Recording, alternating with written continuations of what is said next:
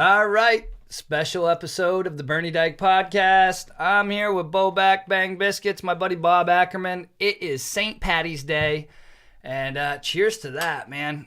No driving today, right? Absolutely not. Took an Uber over here, reasonably priced at $400 because it's St. Patty's Day. Yep, financing them. Cheaper than a DUI. I'll drink to that. No kidding, man. Do they just have do they have an interest rate thing on there? You just get to pick what rate you want to pay it at, like monthly, weekly? No, but he did respond to the Bernie Dyke podcast. I gave him some information. He Googled it, and he is now a follower. Yeah, that's a great thing.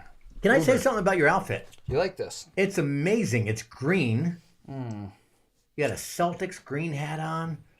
Got the green Kyrie's I'm not on sure today. if you can catch the perfect shoes you got out of your Imelda Marcos closet. These were from my dad last year on my birthday. Oh, much respect for Dad on that. Yeah, very good. Wow, and a size 6, hard to find. Yeah, I had to shop at the Baby Gap for this. I'm trying to get stuff to make me look buff.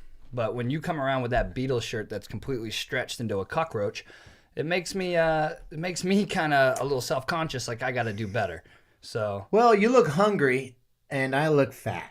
The best thing about your shirt, especially the Beatles one, is like now that's coming back into style, like the completely washed out, trashed, smells kind of funny. Looks like you got it at Goodwill.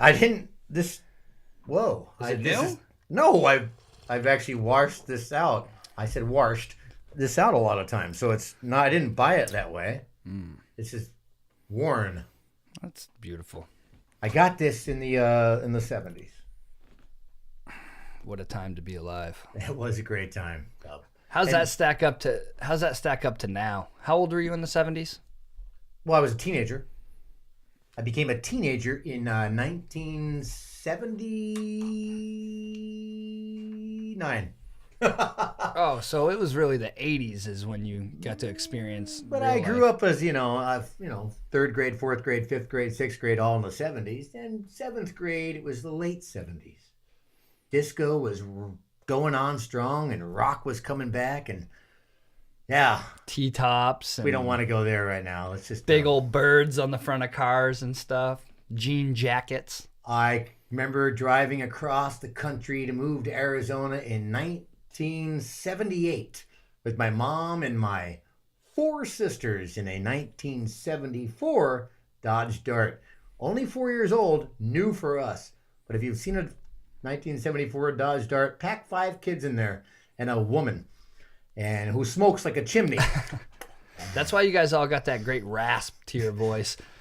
You don't even smoke. It was a different time. I remember putting a towel over my legs because I had to ride shotgun in the front seat next to Mom, who was smoking like a chimney, putting the cigarettes out, but the ashes would start falling on my legs and burning me as a child.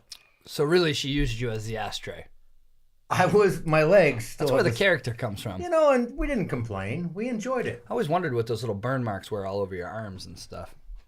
You were a good kid, though. You didn't seem to notice the ones under my inner thighs recently. What you and your ex-girlfriend, I'm not even going to say any names because I'm scared that if she's listening, I'm going to get in trouble there, too. Am I allowed to say names? No. Oh, okay. Anyway, moving along. Great hat, great cup. Happy St. Patrick's Day, my friend. Oh, happy St. Patrick's Day to you. Hey, I thought about this last week.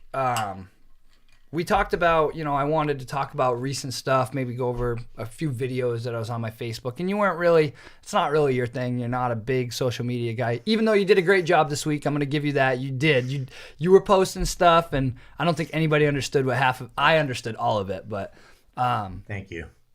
Crystal brought to my attention that you are kind of up on some stuff. And one of the things, you turn your seat around at home and flip it around for The Voice. Absolutely. And we have one more night left of The Voice, which is Monday night, the live blinds. And I have one spot left on my team. I'm looking for a soulful rock singer. You want to come over here and watch it and we'll film it?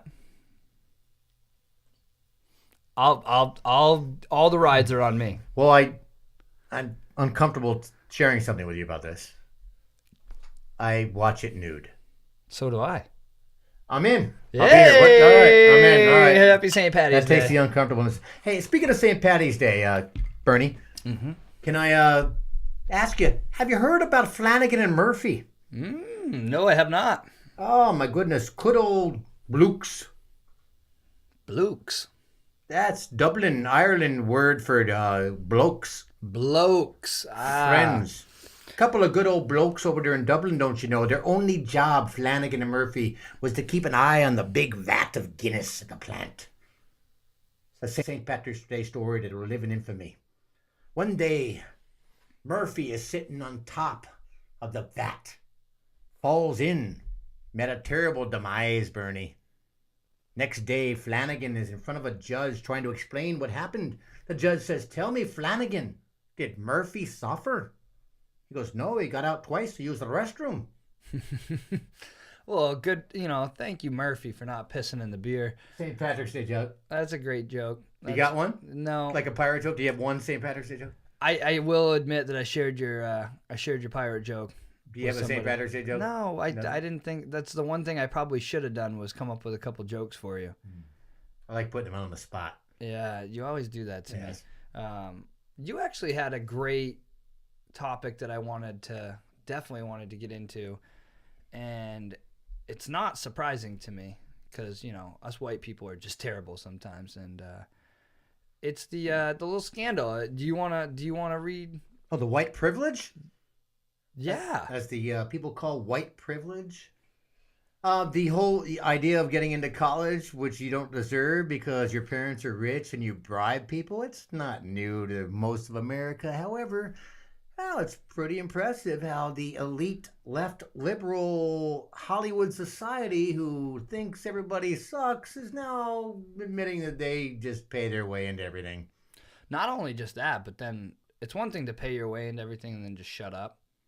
But to be out there like criticizing poor people and yes, people using the system for what it's supposed to be used for, and then to turn around and find out. And then the daughter says she doesn't even want to be in school. Like, no problem, sweetheart. They're kicking you the fuck out anyway. Don't even worry she has about it. way more viewers than we do right now. She's already a self-made YouTube star.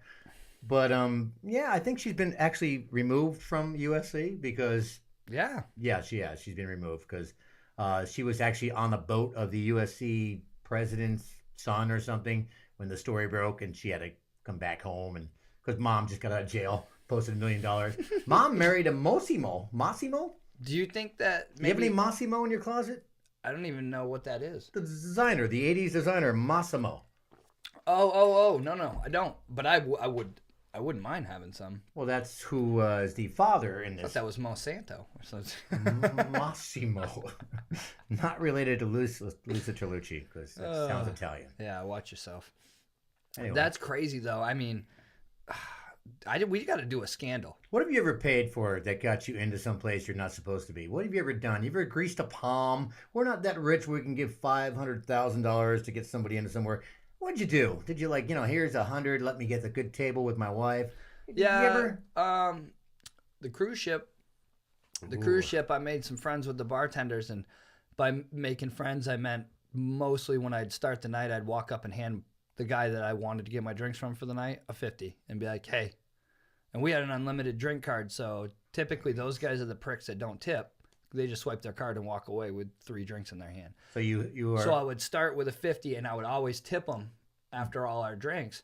And even some of the prettiest girls on the boat didn't understand why when I would walk by, the bartender would stop and be like, what do you need? Yeah, exactly. So stuff like that. I think I learned my etiquette early, and going into New York a lot, you have to tip. I'm sure you were down in New York, being in Jersey and stuff like that. You have to. If you're going to go in elevators and stuff, you don't have to, but if you're going to be using it, like when I move furniture down there, you're using the stuff frequently. You got to tip people or your stuff's going to get messed with. Of course, the old, grease the palm, but, not the thing on the large scale of I don't have that much cheating. Money. I don't have that kind of money. I know, because I'm born in New Hampshire. You just assume. I'm out of here. You don't? Yeah, get him out of here. Okay, get him out of here. He's got little hands anyway. He's got these little hands. My nose is itching, and I really don't want to... I think it's a lot of allergies. It's that new experiment. Well, the new cocaine experiment that you were doing with the DE. You probably used too much DE. Well, I've been doing a lot of research for the Bernie Dyke Show. I've been doing different drugs to see the feedback, and I've also gotten a couple massages. I mean, a lot of research. The baby aspirin's the worst. I hate taking baby aspirin. It makes me feel guilty that there's a baby somewhere with a headache. That's The baby with a headache,